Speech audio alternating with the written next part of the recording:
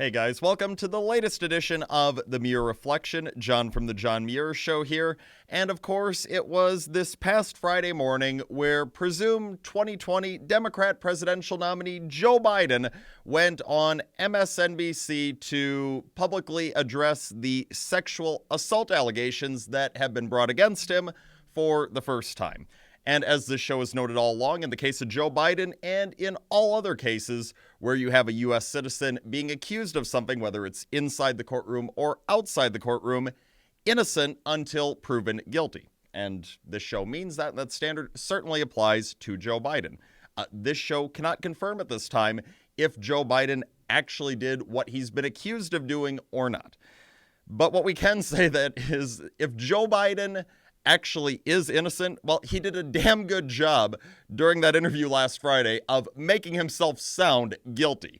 Because you had Biden going, telling the woman interviewing him, Mika Brzezinski, that it's totally okay for people to go looking in one spot to see if there are any records of this alleged sexual assault, but it's not okay for people to look in another place to see if there are any records of this alleged sex assault. I mean, it didn't strike you as a guy who's, definitely innocent. So, again, innocent till proven guilty, but Joe Biden, he did not do himself any favors whatsoever during that interview this past Friday. And it's not just Joe Biden who's making Joe Biden sound guilty. There's also the chairman of the DNC, Tom Perez. Over the weekend, Perez had a media appearance, and during that appearance, he compared the sexual assault allegations against Joe Biden to a scandal surrounding the Democrats' presidential nominee in the last election back in 2016, Hillary Clinton. Perez went comparing the sexual assault accusations against Biden to the case of Hillary Clinton's deleted emails.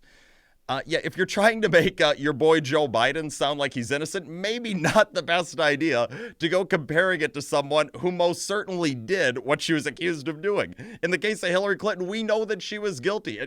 She jeopardized U.S. national security through the gross negligence that she displayed in the handling of her classified emails on her private server. I mean, the only reason that Hillary Clinton's not behind bars right now is because her last name is Clinton, and the people who are investigating her were her friends, people like Jim Comey, who are hell-bent on letting her off the hook. So, maybe not the best comparison to go making Tom Perez if you want Biden to seem innocent, comparing him to someone who clearly was guilty. Then you had the New York Times, which is on the political left. It's obviously anti-Trump. It would be in support of Joe Biden in this election. You have the New York Times coming out and saying that these accusations against Biden should be investigated. But here's the catch. You have the New York Times folks saying that the investigation should be conducted by a panel that's assembled by the DNC. That would be the same DNC that I just noted a minute ago, where you have the chairman of it, Tom Perez, trying to claim that, it's a given. Joe Biden, he definitely didn't do what he's been accused of doing. We already know that. That doesn't sound like the objective individual or the objective group that could be investigating or assembling an investigation into these claims that have made it against Joe Biden. If there's going to be an investigation into these accusations against Biden, it should probably be done by someone who's neutral, and that most certainly is not the DNC. The fact that the New York Times believes that the DNC would have to have its hands all over this investigation makes you believe that the New York Times isn't too confident that a fair investigation would be good for Joe Biden. So look, again, Biden, can't stress enough, innocent until proven guilty. We don't know if he sexually assaulted this woman or not, but when you listen to what Biden himself and some of Biden's biggest cheerleaders are saying about the whole thing, it certainly doesn't sound too good for Joe Biden.